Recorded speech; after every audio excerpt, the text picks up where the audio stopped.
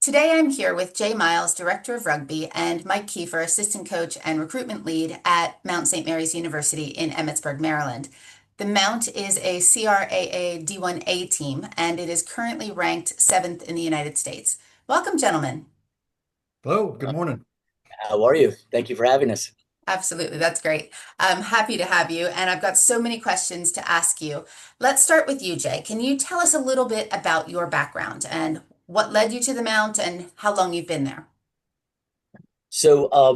Ironically enough, for myself, I guess I started playing way back when I guess I was 18 years old, seems like the Stone Age, but it really started a passion. I was going to school up in Philly on a wrestling scholarship, and of all people, my stepfather actually introduced me to the game, and it was a really unique opportunity. With that, he started a local program, and I started in Frederick, Maryland. And so I started playing and really enjoyed it, and it was a great crossover opportunity, and just fell in love with the sport. After that, kind of had some opportunities through USA with the U23s. And then what really kind of spurred it on was Roger Utley, the former head coach of England, came into the US, and I was able to work with him a little bit, and it was really a unique opportunity, and I guess an insight as to the potential of rugby in the US. My stepfather eventually started coaching at the Mount back in the late 90s, early 2000s. And so I was at the time kind of in and out of playing and bouncing around a little bit. So I would come in, I just fell in love with the campus and the mission and everything else. And he stepped aside, and then after a couple years, they were looking for a coach, and I said I would love to do that. So it's kind of unique how the life has been kind of a full circle with the family. Absolutely. And Mike, you've gone around the world to find your way to the Mount. Can you tell us about your background? Yeah, so I first started playing rugby. I was in the army station in Italy, and I was playing for the unit's flag football team, and they took all the contact out of it, and um, I didn't want to play that. And as I was walking back to my barracks room, there was a group of guys playing a sport that I'd only really seen a little bit on TV. They invited me over, and I kind of fell in love with it there. Played all the way through. I played at Fort Bragg for a number of years. We won a couple military national championships. Got invited to combined services. Unfortunately, never made it to the tryouts, but did play a couple tournaments with the All Army team. Played all the way through 2001. Got a little bit busy with deployments after that. And then I retired from the Army in 2010, thinking I'd never play rugby again. Took a job in Dubai with my family. My boys got invited to play rugby. So then I started getting involved with coaching, got back involved with playing again.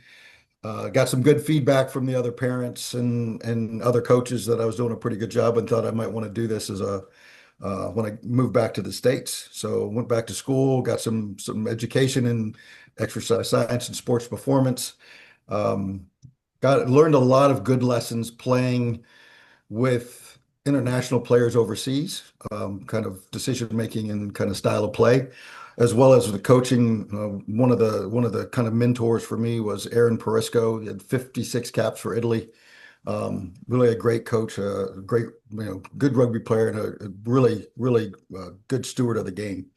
So then I came back to the States and thought I had a job lined up coaching, which kind of fell through.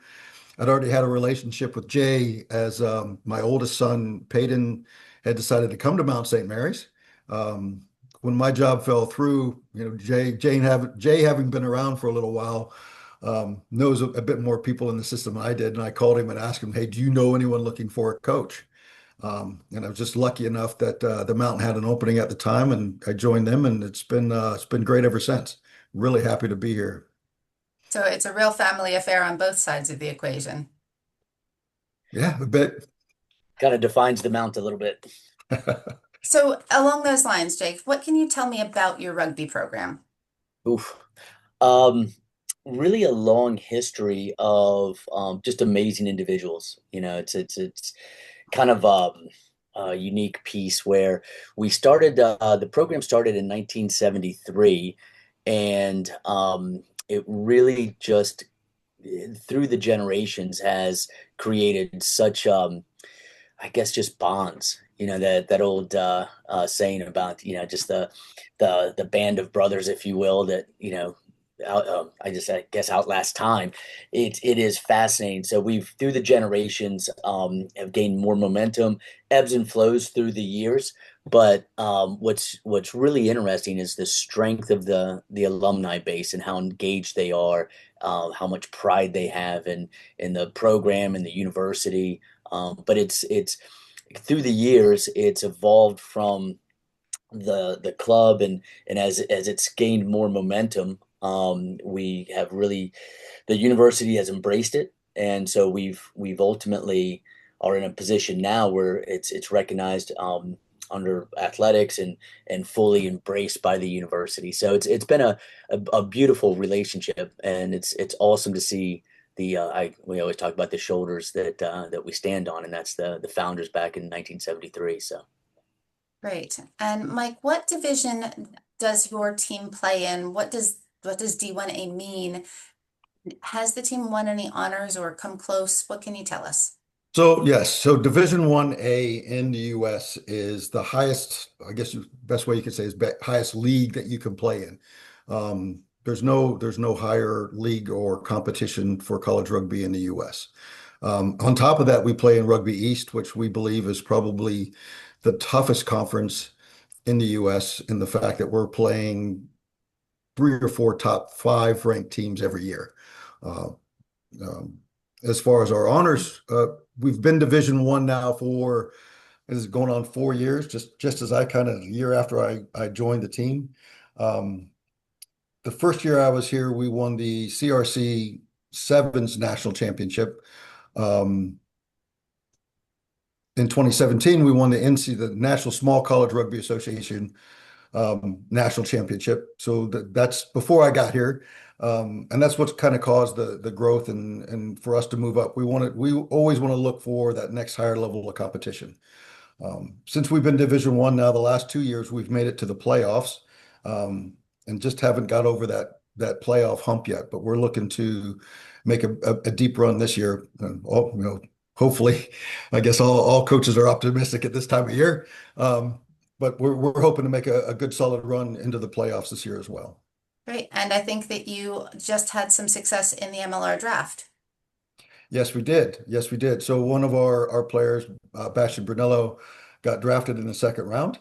Um, we're very, very happy and proud of him and hope he does actually we know he'll do really well in the MLR, and the Chicago Hounds are really happy or really lucky to have him. That's great. So Jay, let's talk about your current players. What does a week in the life of a Mount Rugby player look like from both a rugby training perspective, as well as classes and when they take their classes? It's an interesting blend that we have. It's really I wouldn't say unique, but it's exciting.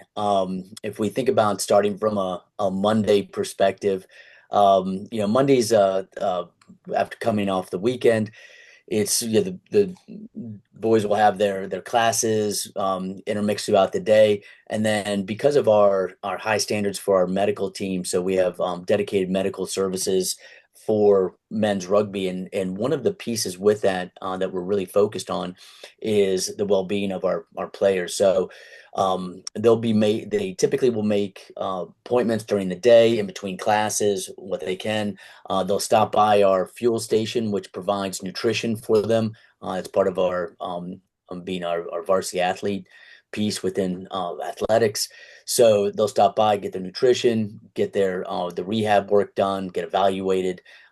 So then from there, Mondays are typically we have what we term as our install days. So usually on Mondays, we'll spend about a half an hour to 35 minutes in classroom, evaluating the previous weekend. If we're in season, we're looking at analytics. We're looking at goals that we set for the match prior. How did we do? What did that look like? Where did we succeed? Where our opportunities still lie?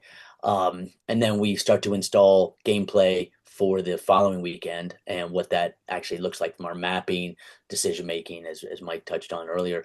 But really, we look at all the opportunities we have to allow our players to succeed. So that's about 35 minutes in classroom, and then we're on feet. So we basically transition from classroom to pitch. We're blessed to have three pitches, so we go up on our match pitch. And we'll usually spend about 40 minutes actually walking through, ensuring that there's clarity on everything that we've installed in the classroom. So that's on a Monday. Tuesday, same thing, except the mornings, not same thing, but then the mornings, we'll have our varsity lifts in the mornings, typically skill work during the day, and then we'll have classes, rehab, and then training will be usually about 4 to about 5:15. We are very focused on our training plans. We do not believe that quantity should override quality. So I think that's a little bit different for young players coming in. The old adage, we're going to keep doing it till we get it right.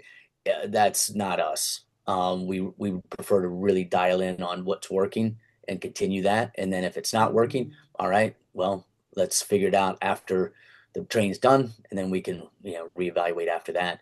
But yeah, so that's pretty much it. And on Tuesday, Wednesday, we have some skills, but basically it is a day off for the players. They get to work on their academics, just realign mentally, again, work through any medical pieces they might be working through as far as rehab or just being evaluated.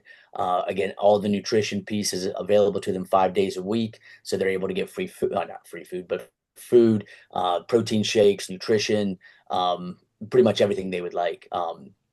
And then Thursday is a basic repeat of Tuesday. Those are our Tuesdays, Thursdays. Those are our high speed, high contact areas that we're really looking to dial in, make sure we have clarity under pressure for the match on Saturday. So Friday, complete captain's walk. Usually it's about 40 minutes. Basically, there are no coaches out. That's all basically player driven.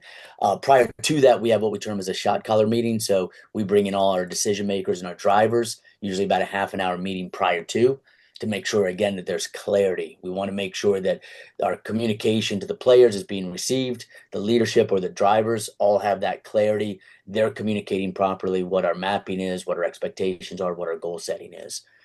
Saturday, we just go out and play and see where we stand. And then Sundays are active rest recovery days. So it is a great combination between academics, nutrition, um, medical, and athletics. So when we talk about the life of a student athlete, the academics are priority, nutrition, medical, and sport all come into just basically the student athlete experience.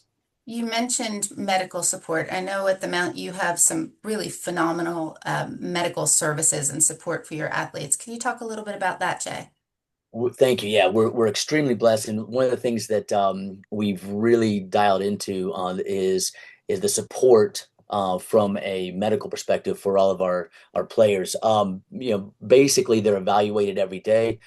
We have dedicated services with trainers and treatment rooms with our men's rugby program. So it's a little bit unique, not completely unique, but it is unique for some of the conferences that we're in.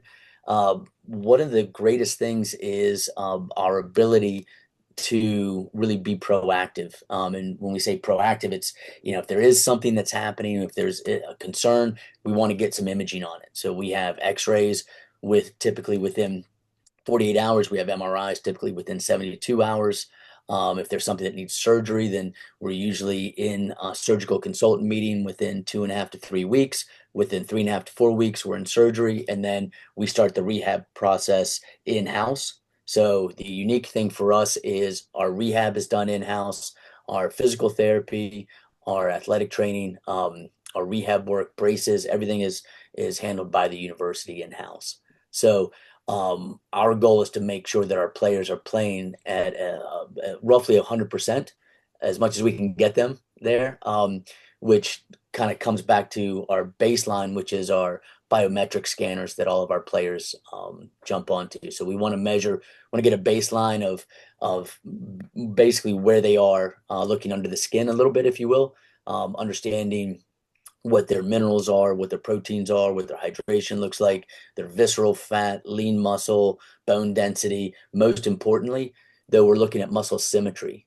The unique piece that we have, I believe, is we're able to look at our muscle symmetry as a baseline. So if there's an injury and players have to take some time off, coming back from their rehab when they have a return to play, we put them back on the biometric scanner actually looks at how off they are, if you will, from a symmetrical perspective. And then that information is provided to our S&C coaches and our nutritionists. So basically what our goal is to get them back again to roughly as 100% as we possibly can. So that's the exciting part. So yeah, we're very confident in our abilities to take care of our athletes. I was very lucky the other day to meet a few of your players in the S&C area or the physio area. And I was taken with just how at ease they were, how comfortable they were being there. There wasn't any worry that someone was going to stop them from playing or that there was going to be any issue. They seemed to know inherently that they were in good hands and they could rest easy, that everything was being done to help them. It is a trust. I think that's a great term, and that the trust is on two fronts. Number one, it's making sure that the players understand that we want them to succeed. And as these young men are just phenomenal competitors, sometimes it is kind of pulling the reins back on a horse so they can run faster. But it is just that holding them back just a second to let them really reach their potential. So a lot of it is also a growth opportunity for young men, and women. And I think one of the things that really happens is we have a chance to educate them, because most of them don't come from that highly focused environment as they're coming up to, from the high school levels or prep school levels prior to coming to us. So when they get to us, it really is an educational opportunity for them to realize that, yeah, we're here to help and we want them to succeed, but we just got to make sure that they're performing at their peak. Great. Mike, let's backtrack a little bit. Before they ever even get to you, Yes. they need to have this dream of playing rugby for the Mount. And some of them are coming from overseas. Tell me about your international players and the value that they bring to the team. Yeah, we ask a bit more of our international players because of the experience that they bring. And we're quite unique in our approach to our international players, in that we don't have a large number of internationals compared to some other of our competitors. Typically, we have I think right now we have 11 in our total on our total program, which is compared to others is quite small. Because of that, though, we're looking at them not just bringing their own skills, but them being able to kind of help and upskill the players around them. We're looking at players that will add and help us build to our overall rugby culture here as well. It's very important to us that we're not just good rugby players, but we're good young men, and we're doing all the things that we need to show that we're maturing and progressing in that avenue as well. So, internationals do bring a lot to us, and they are highly skilled. Uh, yeah, the biggest thing is we want that growth. We want that growth mentality, but we also want them to share and be willing to share their knowledge and experience with all the players on the team at all levels. And it's quite interesting when you see, Bastion, for instance, who just got drafted in the MLR last year. We had a freshman come in who needed to work on some passing. Um, Bastion stepped up, and before every training, he was working with a freshman that he really didn't need to work with. But that's what we're looking for. That's the type of attitude we're looking for from our internationals, is a willingness to share and help grow rugby in the program. And hopefully in the US. Right. And when you're in that recruitment phase, and I understand that recruiting never stops, it just rolls from one season to the next to the next. What are the things that you look for in a top recruit? And by contrast, what are considered red flags for you? Um, it's really, I mean, obviously you look at the skills and what we're looking for. Um, I'll get a lot of highlight film that shows a lot of people scoring tries, or a really big fella running over a bunch of little fellas, which is, yeah, it's great for a highlight film. We're looking for skills. We're looking for skills, rugby knowledge, rugby decision making. I always ask the players, and I think it surprises them because they all have these highlight films, but I'll ask them for a full match. Send me one of your full matches so I can watch you in a full match. I want to see not just how you react when things are going well. Are you celebrating with your team? How do you react when you make a mistake, when your teammates make a mistake? How do you make your decisions? And, if you're a forward, are you making the right decisions around the ruck? As backs, are you making the right decision with ball in hand? I mean, all of that. And again, I'm getting to decision making. It's such an important part of the game to be able to not only use your skills, but know when to use the right skill at the right time. Um, so that's really what we're looking at for our players is those, basics. We have a saying this year, master of basics. If you've got all those basics down and you can pass to your left and your right and you can make good rugby decisions, then you're going to be someone that we're going to want to try to get to join us. As far as red flags,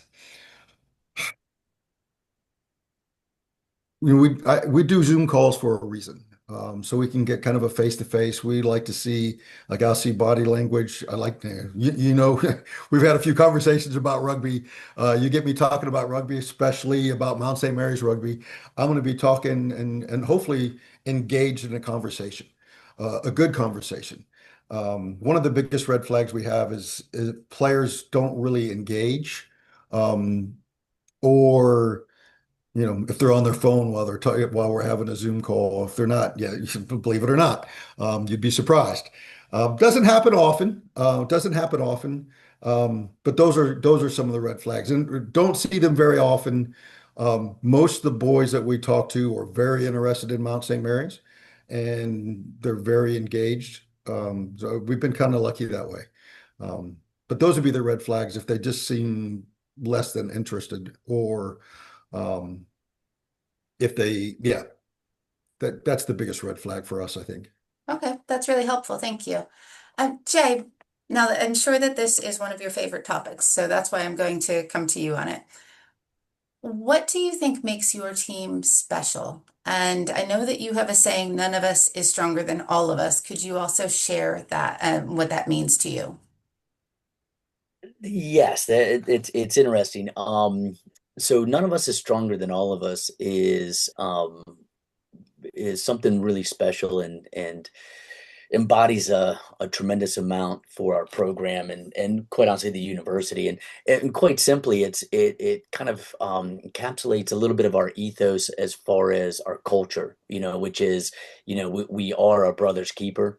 Um, when we try to do something individually, or we believe that we are a sole entity in life or in the game, it typically doesn't work so well. And so, we find our strength through our collective and, how we support each other on and off the pitch, how we create opportunities to succeed together, and the success we have together, it just absolutely supersedes anything that can happen individually. And so I think when we talk about that culture and that ethos and what that looks like, it is about preparing young men to become phenomenal leaders moving out into the world. And I think part of that is understanding what's we use the term humility, um, and being humble. I think is a powerful tool in life. And it's something that some people say, well, it's, if you have humility, that's not a strength. And I kind of turn it the other way around and flip it on its head a little bit. If you are humble in your mission, you don't need to beat your chest and you don't need to tell everybody how great you are. You don't need to tell anybody what you're doing. There's a saying that says, work hard enough where you never need an introduction. And I feel that none of us is stronger than all of us when we're all working to our potential. We don't need to have any introductions. We show up, people know that's the mount. Speaking And of showing up, I know that on campus you also have a reputation for showing up with freshman move-in, with snow shoveling. Can you talk about that a little bit? yes, service and giving back is a massive part of our ethos. It's sort of that take care of others who take care of you mindset. I know every parent is like, yeah, this is great. Um, but it's when you have 18 to 22-year-old men who are and women who are really trying to find their footing and I sound so old when I say this. But in today's society, God, when I was young, I was like, "Ah, listen to that old guy talk." Um, but it's one of those things where you really when you're engaged in the service. So, we'll shovel snow for the university. Like I said, the move in. There's things that we've done with the local town, planting trees, painting curbs, pennies for the poor, walk a mile in our shoes, which benefits battered women and children. All these things that are really, really special, really drives players together. And whether it's men, women, any group that kind of sacrifices together for a greater good, I really find not only as a father, as a coach, you name it, it just really is powerful. And that's something that when players leave the university and go on to doing incredible things in their lives, we always want them to look back and say, this was a springboard for me to truly understand what my life has purpose for. That's great. Thank you for sharing that. It really helps draw a picture of or paint a picture of the culture that you have developed at the Mount. Um, let's look a little bit into the future. Could you tell us a little bit about your goals for this season, Jay? Win matches. Keep it simple, right? Yeah, exactly. No, I think we're a young side. Mike's done an amazing job of recruiting, and the university has supported us tremendously in that as well. And I think with 43 freshmen that we have coming in, or have come in, I think there's an opportunity for us to continue to improve our processes, and we've started that, and we've been working on that, and we want to challenge our players coming in. And part of that challenge is to be quite fair to just chucking them in the deep end. And so, it's a complete immersion in some different systems, different opportunities, the way we do things, what we do, when we do them. So there's a lot there. So I think the goals, to be quite honest, are really to get back into the playoffs. Our ultimate goal is to get beyond the first round. We've fallen short the last 2 years, and with this youth, we're hoping that they'll embrace everything in front of them. But we also know that we have to pace ourselves. So again, it's very similar to what you said with the trust with the medical, very similar with our staff. Players have to trust that sometimes we cannot go 0 to 100.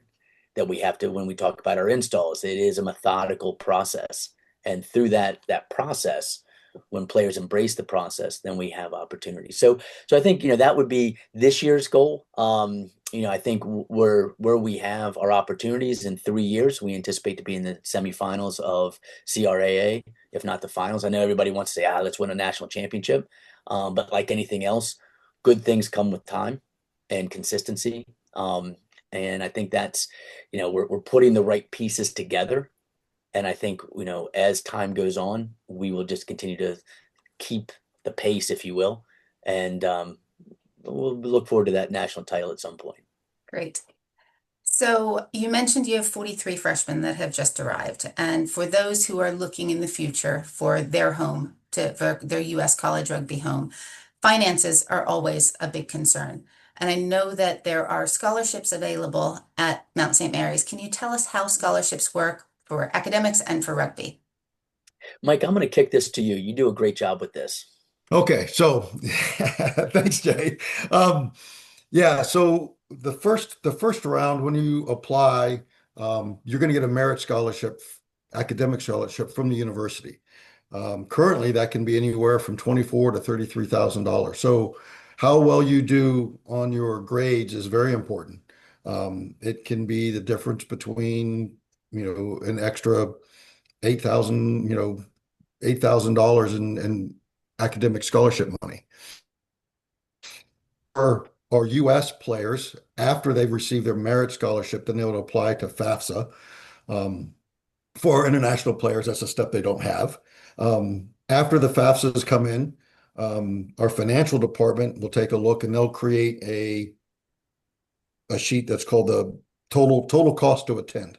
And it has a breakdown in there of all the costs. If you received any grants, if you're a US player, you receive any grants, Pell Grants or anything like that, that'll be on there. If you are an international player, obviously that step is out, but you're going to get a total cost to attend after your merit scholarships are applied. It's at that point then that we would start to get in the conversation about applying our rugby scholarships. Um, no, rugby scholarships are quite unique in that if you don't get, say, worst case scenario, you get a smaller rugby scholarship your first year. We just, for whatever reason, we've assessed at a lower rate, or maybe we've already spent our limited pool of rugby scholarship money.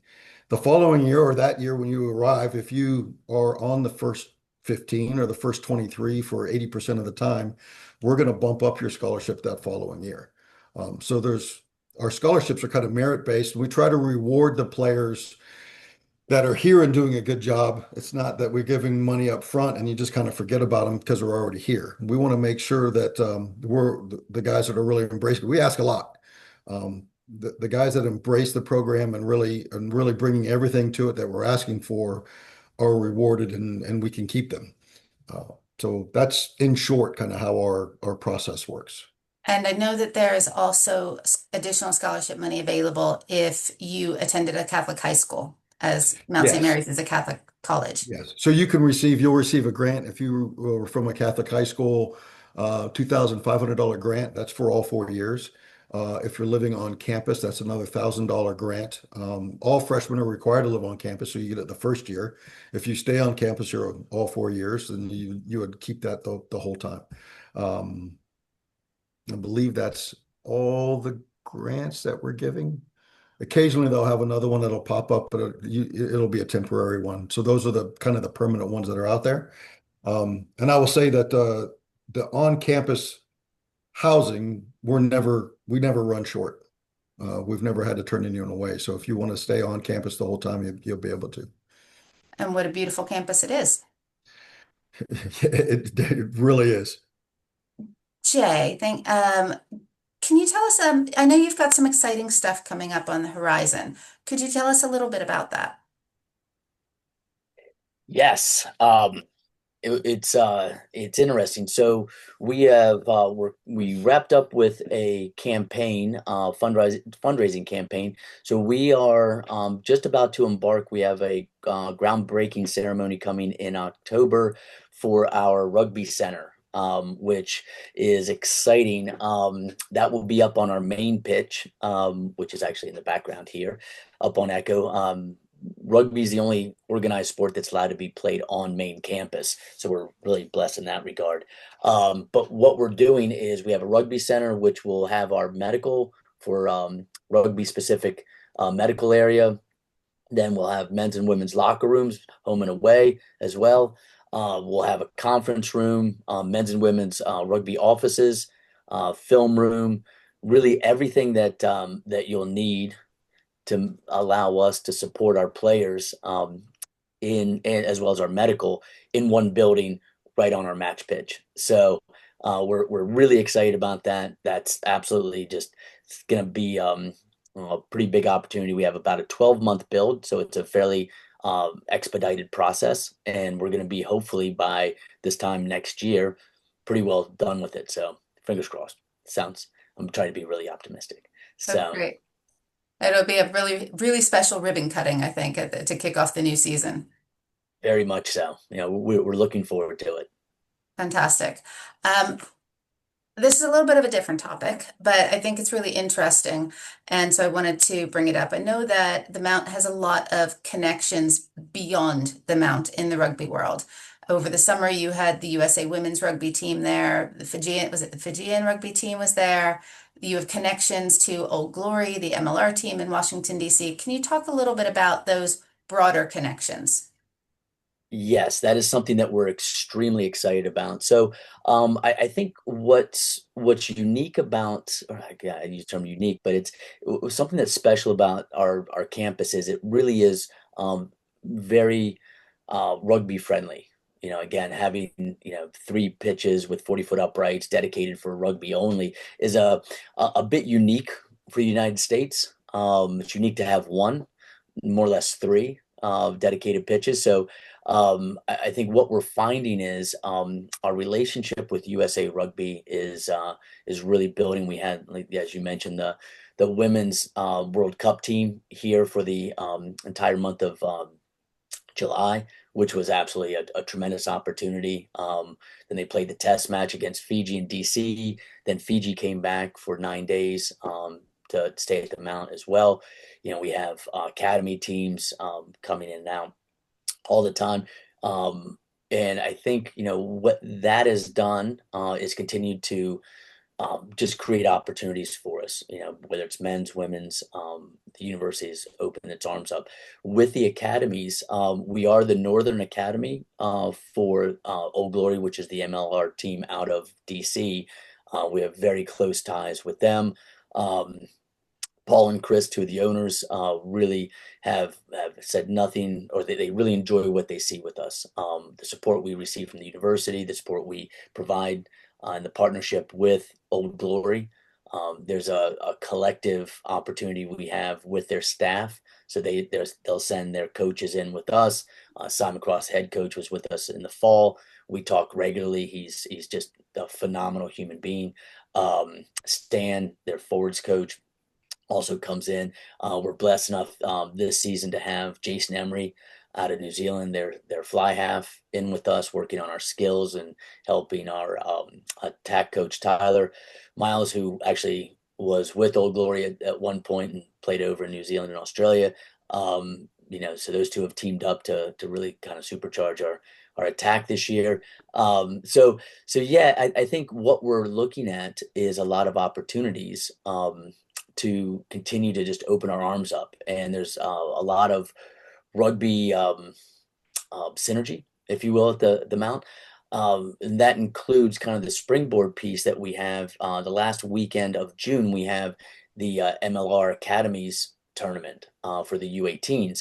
So 2 years ago, we had San Diego, Houston.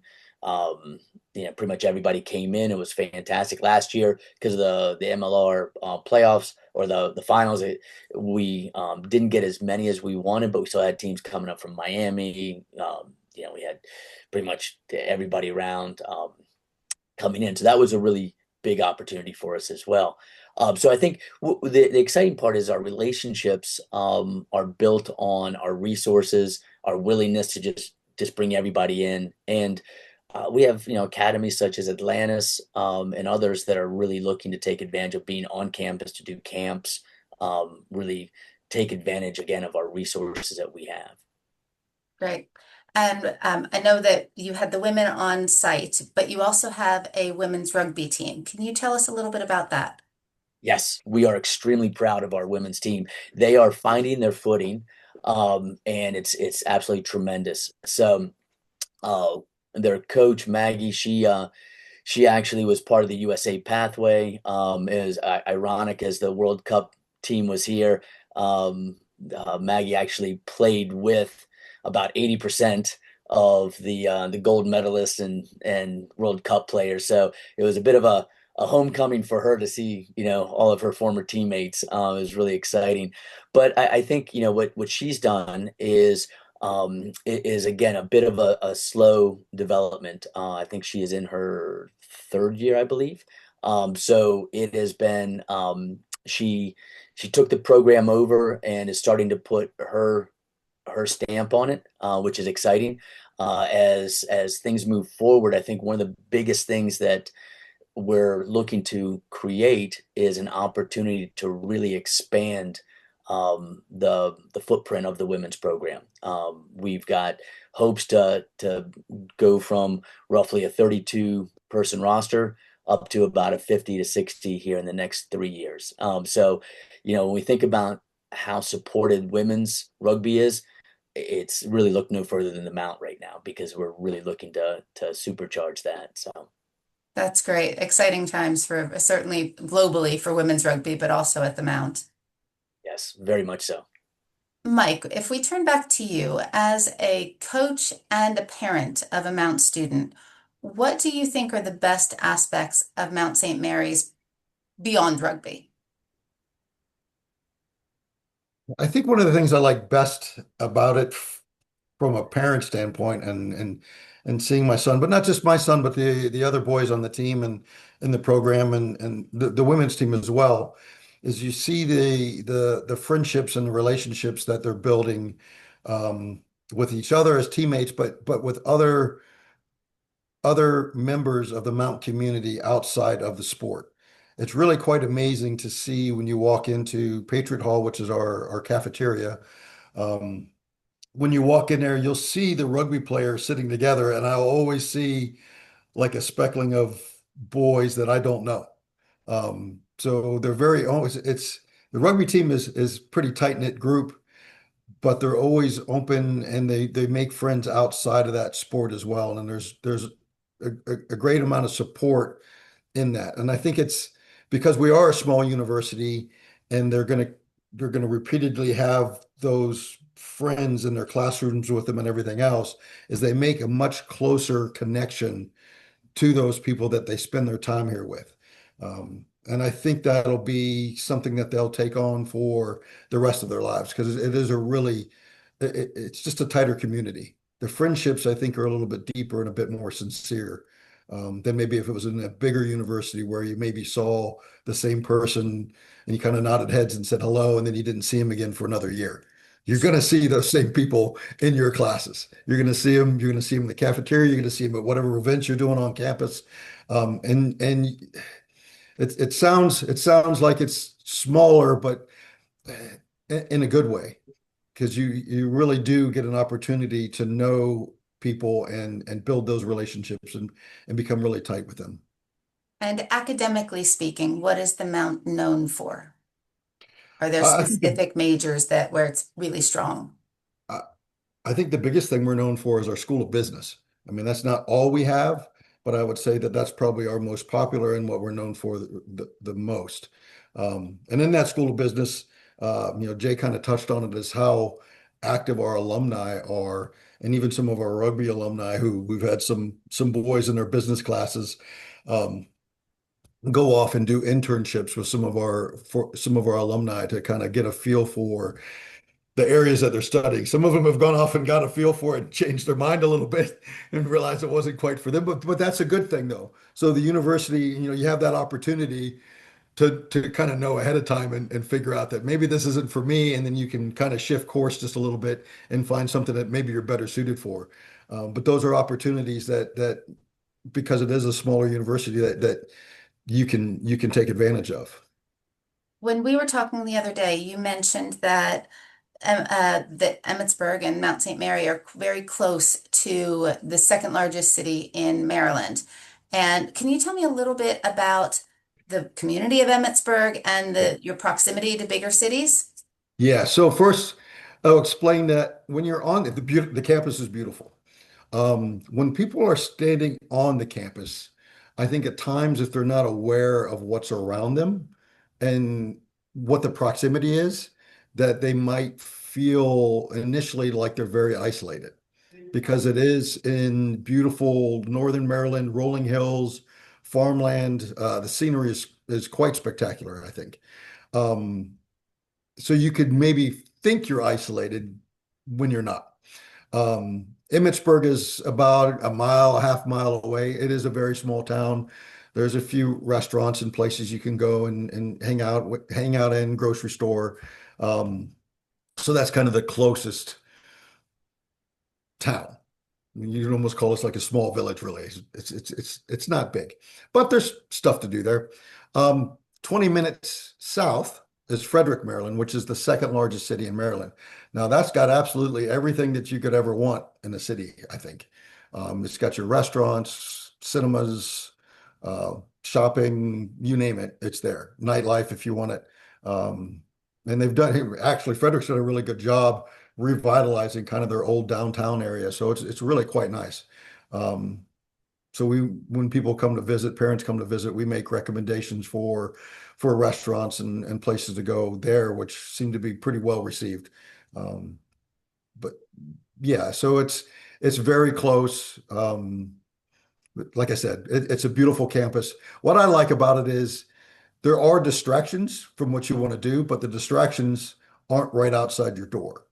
So you can do everything that you want to do, but if you want to be a serious athlete and study, you're not gonna be in your dorm room hearing the call of whatever distraction it is you want to do. But it is still there. That's great. Thank you.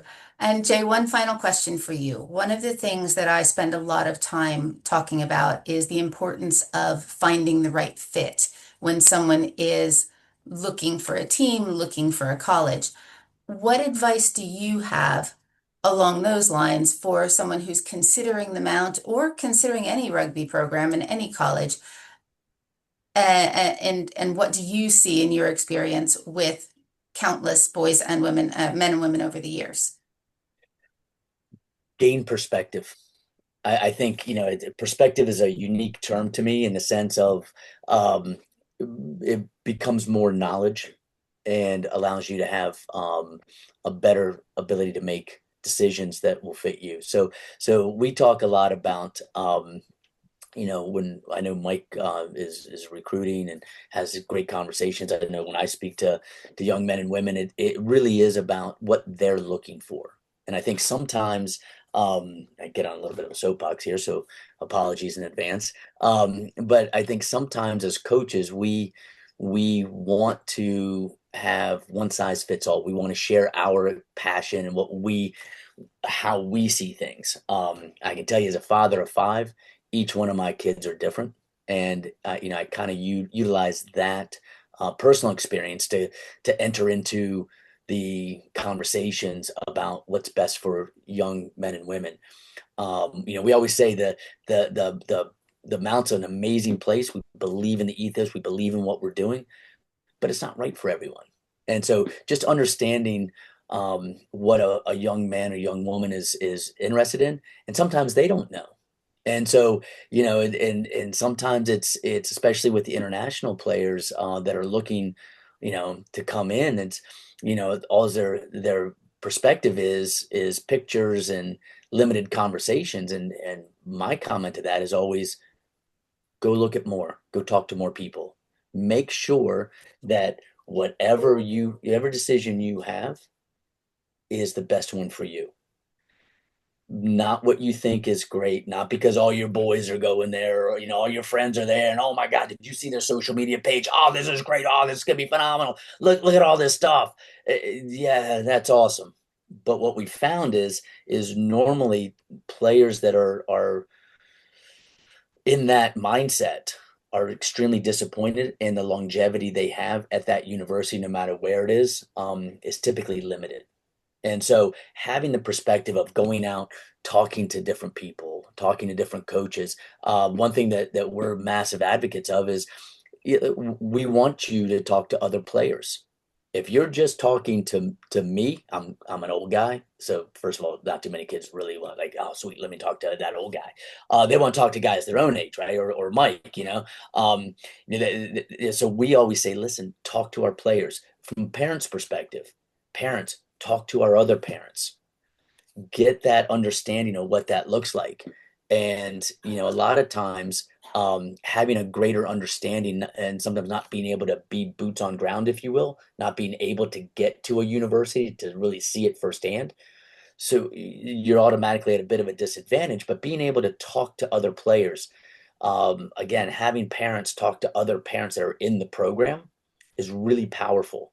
and it gives families, not just the student athlete, but families true perspective, that is good, bad, or indifferent. And I think that's really, really, if I would recommend anything, is just get more information, have more perspective, make sure that it's the right fit, and make sure that the academics align. At the end of the day, every man and woman that comes to us, their career is limited based on their health and experience at times. So the education is massive. They've got to believe in the majors that they're studying. They got to look at it from both sides. So, at the end of the day, we want all of our players, men and women, to go out and be incredibly successful in whatever careers they choose. Whether that's in sport or in academics, but whatever it is, we want to prepare them for the best.